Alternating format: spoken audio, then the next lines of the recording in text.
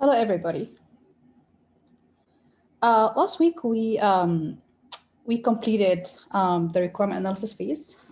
We have also talked about state machine diagrams as well as the entity relationship diagrams, which are commonly used to model the behavior of the system in addition to the data modeling of requirements within a system.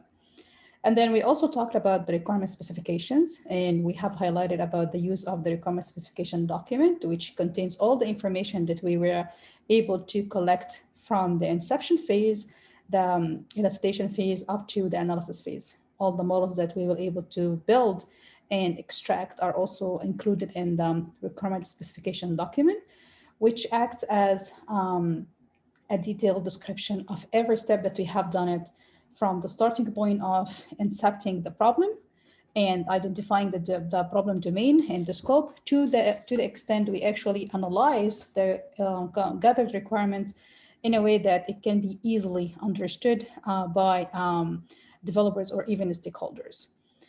Along the way, in any of those phases, there is a need to manage requirements.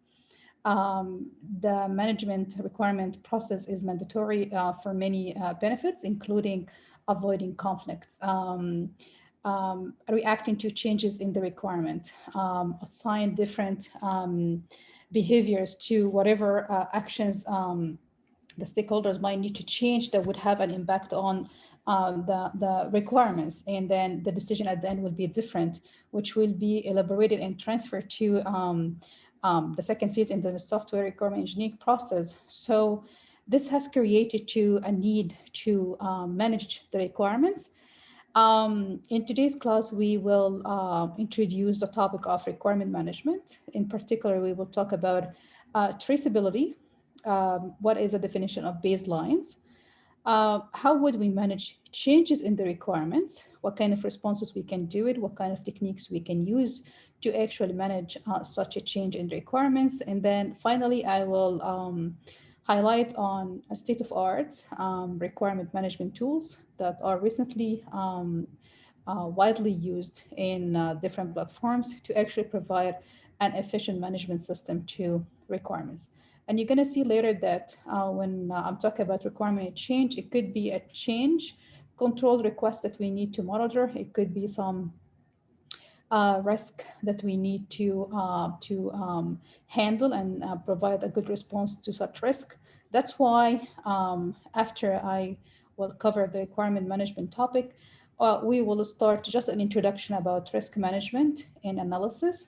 And then for next week, we will continue addressing risk management strategies, risk identifications, and also risk analysis tools. So now let's start by requirements management. The first step in requirement management is to understand what is requirement management. In many textbooks, they came up with a formal definition of the process of managing requirements by identifying requirement management as a systematic approach to perform four main steps: eliciting requirements, organizing the requirements, documenting the requirements of the system, and a process that establishes and maintains at the end an agreement between the customer and the project team on the changing requirement of the system. So when we look to requirement management, we look into changes to the requirements. How would we detect such changes, and how would we respond to such changes on the requirements? Because if you made your assumption about a certain requirements that are collected from stakeholders, and then you build your models, and then you transfer those models to the developer team in the design phase, and then you didn't take into account that some of those requirements has actually have a change. So the model that would be built in the design phase will not be accurate enough. So you should be able to understand when the change happens, what is the change, and how would a response to such a change to provide a more accurate requirements that would be later modeled and transferred to the remaining phases in the software requirement engineering process. So when we talk about requirement management, we always align the requirement management to changing into the requirements of the system. And when I'm talking about the requirement of a system, it could be requirements collected from stakeholders, or it could be actually interrupted, or have been introduced due to some unknown actions. So it could be either because some of the stakeholders in the system, they have made different opinions, so, or they have changed their requirements, or because something has happened that has led to such change requirements of the system. So requirement change is a tricky component in the entire requirement engineering process, because actually any change in a software development is very difficult to control. We consider it as inevitable because it's hard to control it, and it's hard to know exactly when it happened, and the response to every change would depend on identifying or understanding the change. That means we should have better understanding in case if we have even new requirements, like we look to them with better insight to understand if we will use them as required by the stakeholders, or we have to modify them to adapt to the change in the system. So when we look to requirements in the system, the would it change, it might be according to some changes that happens in business, or the business problem itself. We'd like to moderate it or do some alternation to the definition, or the business itself, the entire business has been impacted. So that means the requirements would have to change as well. Even the context would affect on the requirements. Different technologies may have been adopted that would change requirements. For example, if you said, I would like to use a C programming to implement this, and then we do have C++ and Java, so the new technologies are in place. So maybe the using C as a requirement is now redundant or not necessarily to be used. So you have to filter your requirement set to adapt to such a change. And of course, finally, the market. So once you identify the requirement change, there are different responses that we could do to a change in the requirement. You could either add new requirements to replace the old requirements, or to modify the current requirements, or even to remove the requirements and not to replace it with any new requirements if the requirements to be removed are now unnecessarily. So what are the main problems that we might see due to requirement changes or changes to the requirements? If the requirement changes are just happening towards the end of the development, maybe they would happen without any impact assessment. But if we do have unmatched or outdated requirements, a specification, that might cause confusion and unnecessary rework to be done. Also, some problems might be due to time spent in coding and writing test cases or even documentation for some requirements that are actually no longer exist. So that's why you have to keep tracking of requirements and any change of those requirements. And if we do have redundant requirements or requirements that do not exist, maybe all the efforts that we have done in terms of coding and writing and even do test cases was wasted. So that means we have to carefully look into the set of requirements, starting from the baseline of requirements that we have elicited to the final revised set of requirements after we detected the change in the requirements and we respond to such a change. So in requirement management, there are different activities that we should perform to maintain the integrity and the accuracy of the expected requirements. So we start by a set of requirements, and then we monitor, we observe changes on the requirements. Along with this, there are activities that we have to perform to guarantee that at the end we do have accurate and requirements of high integrity. So what are those activities that we need to perform to guarantee such integrity and high accuracy of the final set of requirements to be adopted for the next phase in the requirement engineering process, or even in the software development process? First, we need to manage changes to the agreed requirements. So if there is any change in agreed requirements, we need to provide a policy to manage such changes. We also need to manage changes to the baseline requirements. So we have different type of requirements: the agreed requirements among all the stakeholders, and the baseline requirements that we just collected. So baseline requirements do not have to be agreed by all the stakeholders. They're just the baseline, the first, or we call it the raw elicited requirements.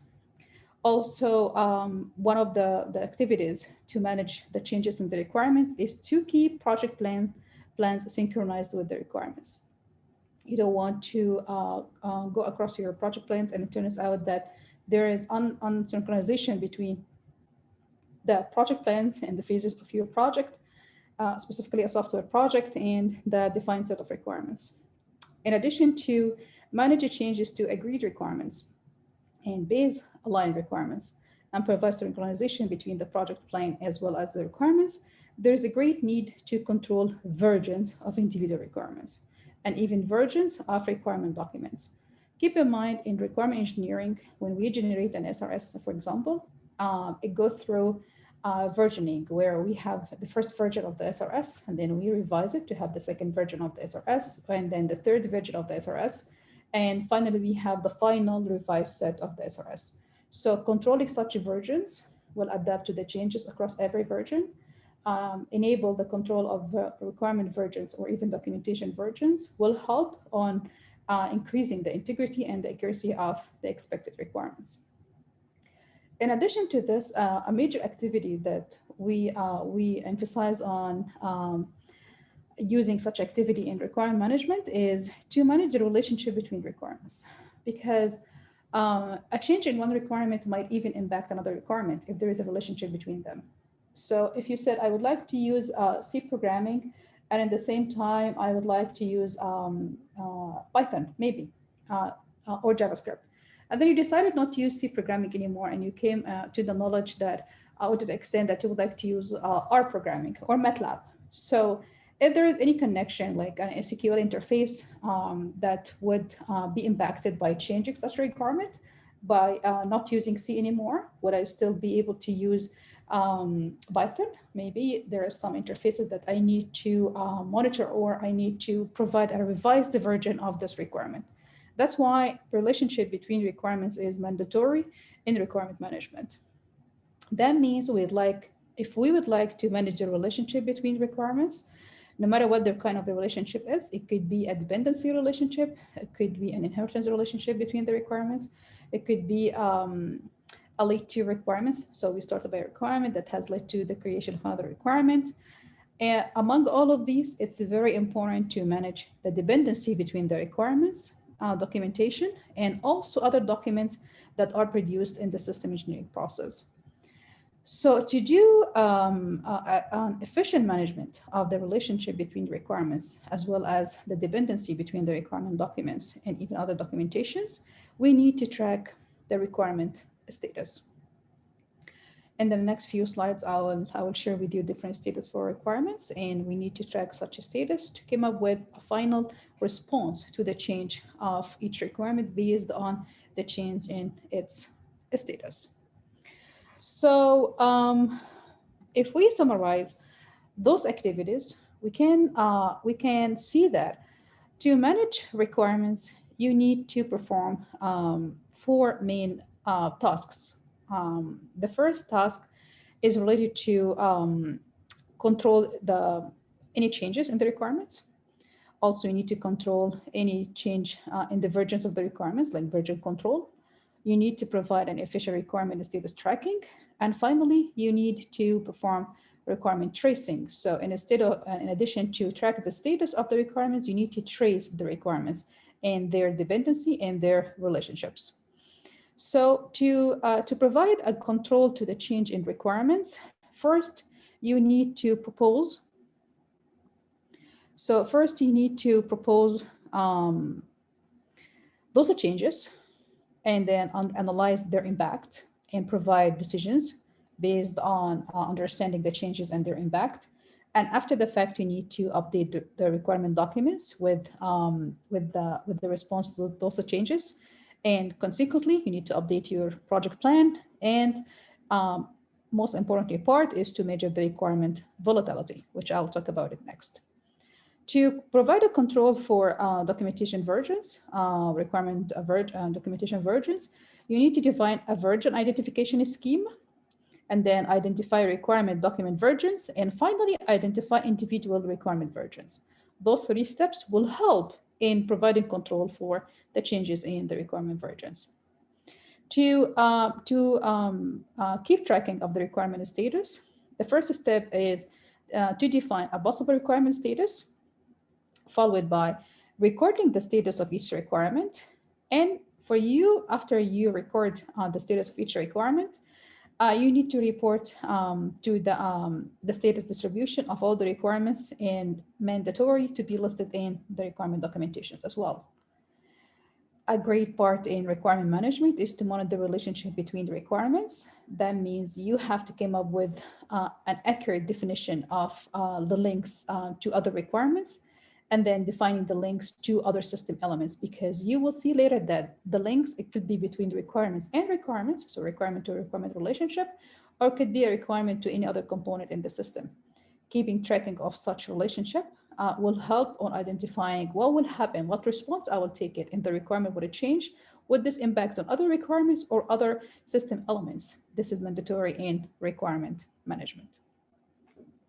So in the following graph, there is always a borderline between requirement development and requirement management. In requirement development, we involve marketing, customers, and of course, management requirements that are needed to provide an accurate analysis and documentation and review. Maybe some negotiations are needed to have raw requirements, or sometimes we call it baseline requirements. Baseline requirements, which we extracted at baselines, like raw requirements. They are very good to enable comparisons between versions. Maybe they provide comparisons between what happened before the change, what happened after the change. So the baseline requirements enable comparison between different actions before and after a change in the requirement set. So in requirement management, in particularly to response to a change, we start by the current baseline, which are the raw requirements. And then we include the requirement changes and the project changes. The project changes might be due to project environment changes, and the requirement changes might be related to some marketing, like the marketing has decided to change some of the factors that were requested before. So this has impacted the requirements. Or the customer need has changed, or even the management level has requested or they changed their mind. So whether we do have requirement change or we have project change, we will include them in a requirement change process that will start identifying the change, provide a response to the change, and the outcome will be a revised baseline requirement. So it's very important to keep track that baselines are considered as non-modifiable. So we look to them as just read-only version of a document. They are used mainly to describe a moment in time, which is the starting point of eliciting or containing those requirements. In baselines, we might have multiple documents at the same time. Baselines are important because they provide document comparison and management.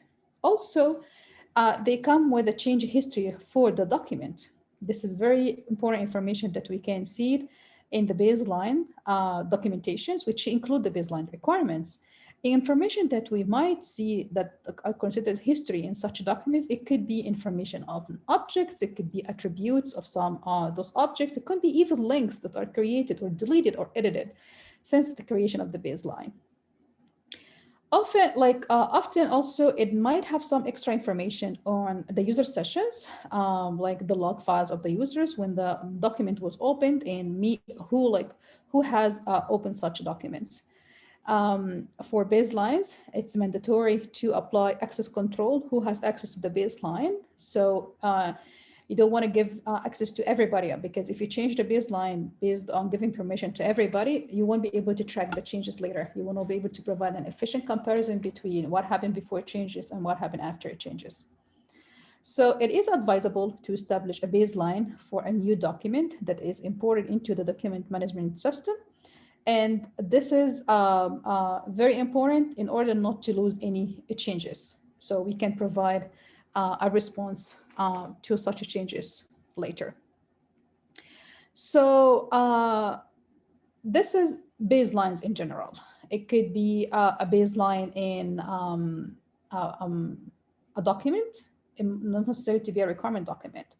But when it comes to requirements in particular, we are talking about the baseline requirements, the documentation that has the role requirements that are elicited during the elicitation phase, which has a combination of a functional and non-functional requirements, in which at some point the development team will have a great commitment to implement those requirements in a specific release or a specific version. Before going into the baseline, the requirements should be reviewed and approved by stakeholders. Once we are now in the baselines collection, so we have those requirements that have been agreed by all the stakeholders. All the changes should follow a defined change control process. So baselines is considered as a border, like those baselines row requirements that have been elicited. They consider as a pointer, a border at which we guarantee that all the stakeholders have agreed and all the requirements have been configured for better management. So if you look before the baseline, you will see different viewpoints. You will see no formal documentations. There is always different changes that we cannot document it or even cannot keep track of. And requirements before the baselines are always changing, always dynamic change. After the baseline, we now have shared understanding. We also have better configuration management, and we have a great management of the changes to requirements. So when it comes to baselines, we need to know what exactly the main usage of baselines. Baselines may be actually created. That means we have a complete image of the requirements stated at a given time. Baselines could be deleted and replaced by revised baselines. We could work to visualize the baselines. This is maybe by going back to the original documentations to come up with an agreed set of baselines requirements.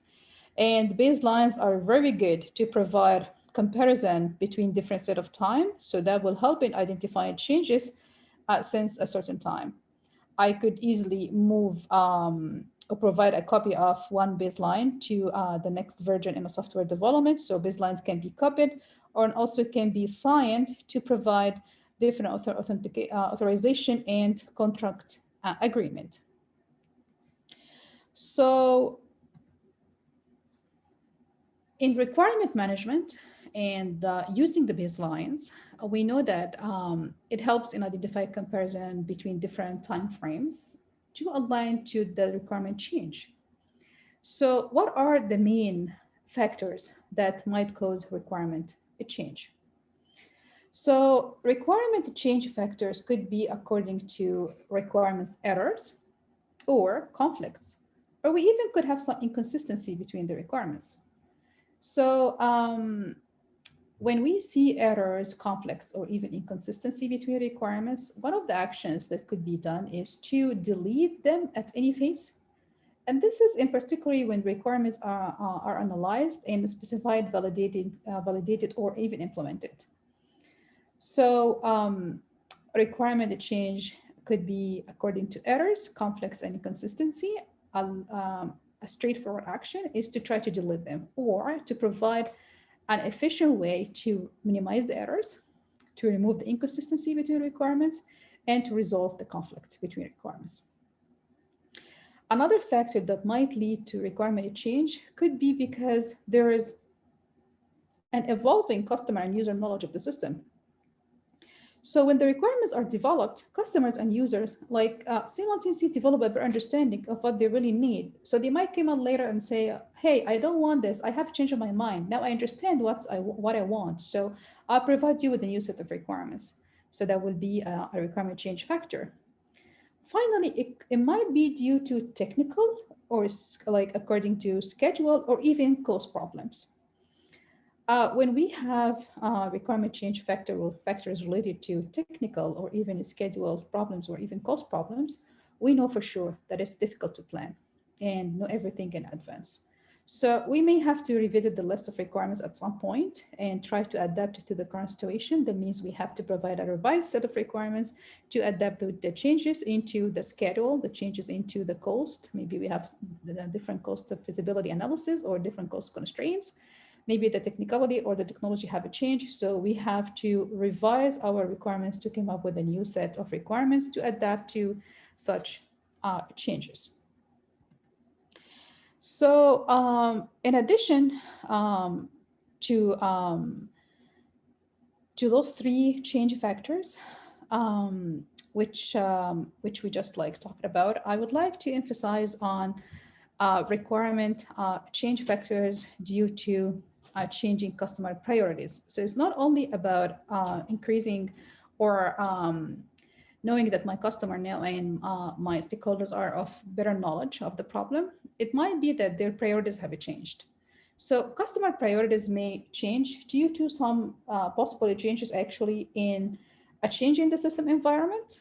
Again, the priority might change due to a change in technological, business, political, system environment, and even it might be the context of the problem itself.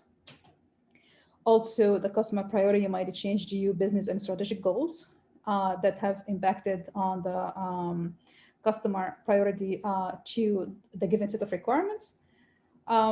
Customer priorities might even change due to the existence or the appearance or the arrivals of a new competitor. So now your priorities may have changed. Like if your priority was time and then you have a competitor in market that provide the same product but with less money or less cost, maybe your priority would change. At this time you say, maybe I could spend 2 weeks more in development, but at the same time I would like to have a lower cost project as compared to the competitors. Also, laws and regulations may impact on the customer priorities. Collaborating systems may change, which would lead to dynamic changes to the requirements, the priorities of the customer requirements, and the changes in the technology, especially in different enterprises. If you are migrating to a new operating system, if you're developing a new database management system, if you are working on a new programming language, all of this technology may change the customer priority. And if customer priority have a change, if customer priorities would have a change, that means the requirements would have a change. And I have to detect such a changes and provide an efficient or management strategy to such a changes. Finally, we could also see that customer priorities may be impacted due to organizational changes, whether it's a structure or it's on the employee level or it's even on the business process level. So when it comes to requirement changes, there are different types of requirements. The first one is related to stability, and the second one is related to volatility. So requirements actually continuously change. While the requirements are being elicited, analyzed, and specified, and even validated, and after the system has gone into service, there is always a change in the requirements. Some requirements are usually more subject to change than another. So I might see requirements related to technological effects. I know for sure that by the time versions would change because the technology might change or even the operating system might change. So based on this, we do have different type of requirements. The first one is called stable or enduring requirements, and the second one is called volatile requirements. So stable requirements are concerned with the essence of a system and its application domain. They are mainly derived from the client, principal business activities, or even the domain model. They change more slowly than volatile requirements. Example to stable requirements, we would say a hospital will always have doctors, nurses, and patients. As you can see here, that if we expect any changes to such requirement, this would be very slow because this requirement is concerned with the application domain itself. So it's hard to change it in a short period of time. The change to such requirement might take longer time to change, so we call it stable requirement. On the other hand, volatile requirements are actually specific to an instance of a system in a particular environment for a particular customer and even a particular time. If we say, as an example, in a hospital, we can think of requirements related to the policies of the government health system. So if the government health system it change, so there is a great chance that the policies would change, and that means the requirements in such hospital would change. So this is a volatile requirement that depends on many factors, and a different instance in the time or different environment, it would change. So we call it volatile requirements. So let's now focus on the volatile requirements. What are the main types of volatile requirements? It could be one of four types. The first one is called mutable requirements. The second one is emergent requirements. The third one is consequential requirements. And the fourth one is compatibility requirements. Consequential